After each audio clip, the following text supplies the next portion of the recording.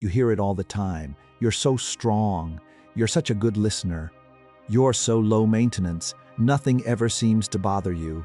You smile. You nod. You accept the praise. But later, in the quiet of your room, a strange, heavy thought creeps in. Are you actually low maintenance? Or did you just learn a long time ago that asking for things makes people leave? Are you naturally a great listener? Or did you figure out that as long as they are talking about themselves, you are safe from being judged?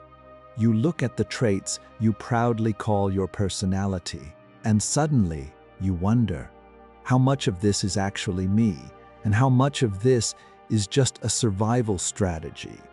We all have an identity, a story we tell ourselves about who we are.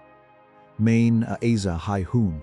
I am just like this. You might identify as the hyper-independent one, the one who never asks for help, or the chameleon, the one who can seamlessly blend into any friend group, any room, any dynamic, or the perfectionist, the one who cannot rest until everything is flawless. For a long time, you thought these were just your quirks, your core traits. But lately, these traits feel less like a second skin and more like a heavy armor. The hyper-independence is exhausting. The chameleon act leaves you feeling entirely invisible. The perfectionism feels like a tyrant living inside your head. This is the lived experience of what psychology calls personality adaptation. In cognitive and behavioral science, we differentiate between temperament, your innate, biological wiring, and character, which is shaped by your environment. But when a developing brain encounters chronic stress, emotional neglect, or deep unpredictability, something else happens entirely. The brain stops building a personality for connection. It builds a personality for protection. You didn't become hyper-independent because it was written in your DNA. You became hyper-independent because depending on the people in your past was emotionally dangerous. You didn't become a people-pleaser because you are naturally selfless. You became one because your developing nervous system realized that keeping the adults around you happy was the only way to keep yourself safe. You look at your reflection, and it is terrifying because you can no longer tell the difference between the core of who you are and the armor you had to wear. If this realization feels overwhelming, just breathe. It is a profoundly heavy thing to question your own identity. But listen closely. You are not broken. You are not a fraud. You are not living a lie. What you are looking at is not a defect in your character. It is evidence of your brain's absolute brilliance.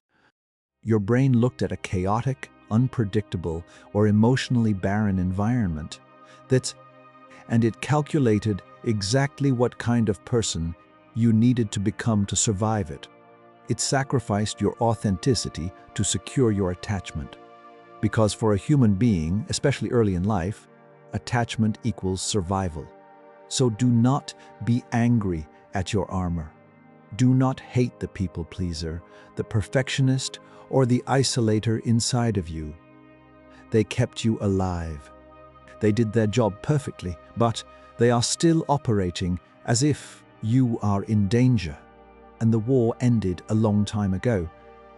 Or to understand why being yourself feels so physically uncomfortable, we must look at how the brain wires itself under stress. Deep within your temporal lobe is the amygdala, your brain's primal threat detection center. When you experience chronic early stress, this alarm system becomes hypervigilant.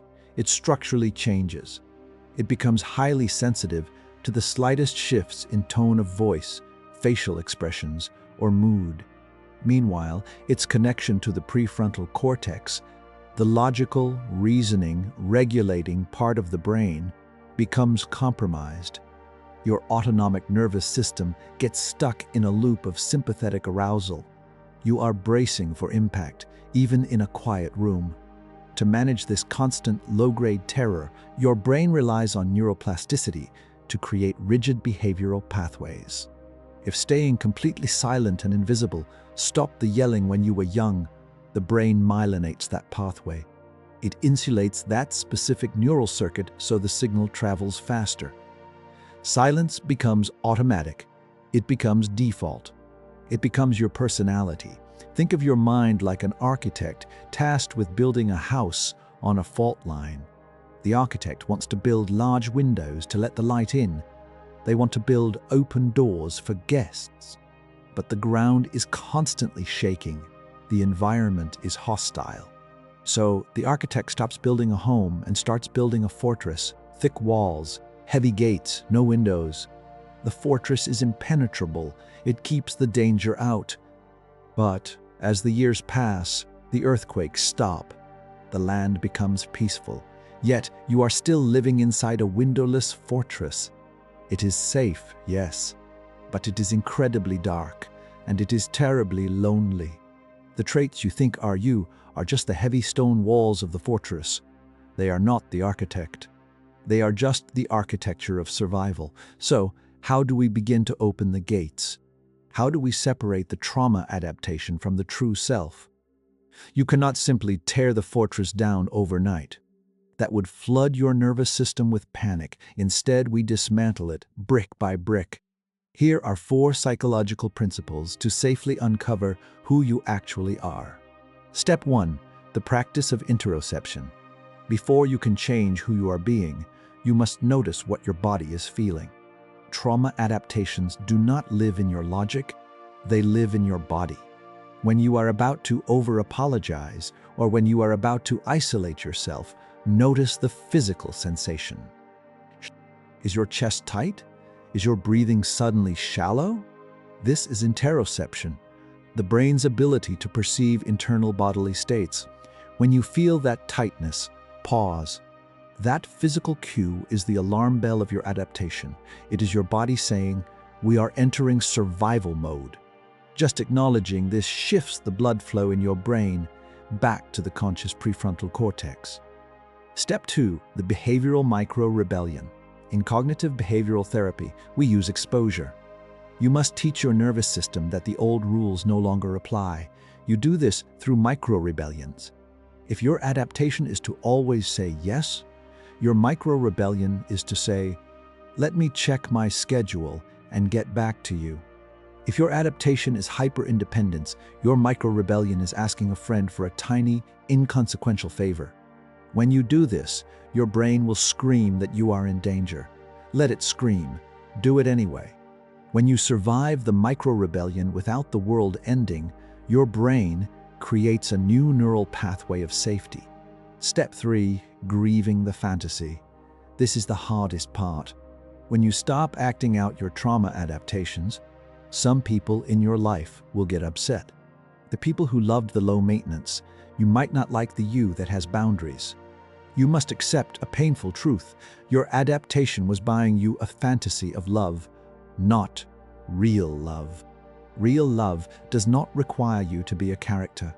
Grieve the loss of the people who only loved your armor, and let them go. Step 4. Value clarification. Value, acceptance, and commitment therapy focuses heavily on values. Who are you underneath the coping? You find out by asking not what you fear, but what you value. If you weren't afraid of rejection, what would you say? If you weren't afraid of failure, what would you create? Your true personality lives in your genuine curiosities, your unforced joys, and your deeply held values. Not in your To pull this all together, keep one simple mental model in your mind: the scaffolding and the building. When a building is under construction, it needs heavy, ugly metal scaffolding to hold it up. The scaffolding is essential. Without it, the structure would collapse under its own weight. Your trauma adaptations, your people-pleasing, your perfectionism, your emotional walls, they were the scaffolding. They held you up when your foundation was shaky. They kept you standing through the violent storms of your early life. But the scaffolding is not the building. You are the building, and the building is finally strong enough to stand on its own. You can start taking down the metal bars. It is a terrifying thing to let go of the personality that kept you safe. It is terrifying to look in the mirror and say, I don't know who I am without my armor.